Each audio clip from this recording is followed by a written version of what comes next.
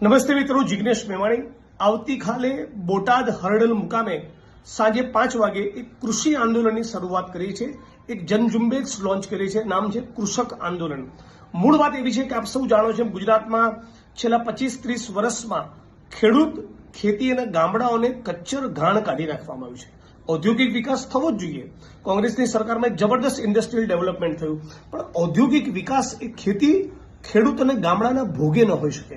એટલે ગુજરાતમાં નવી એક વિકાસની તરાહ ઊભી થાય, નવી એક વિકાસની પદ્ધતિ ઊભી થાય અને એના માટે સમગ્ર ગુજરાતના ખેડૂતોને ગામડાઓને જગાડવાના આશયથી અમે લોકો આ કેમ્પેન લોન્ચ કરી છે। તો આવતીકાલે સાંજે 5 વાગે બોટાદ મળીએ છીએ।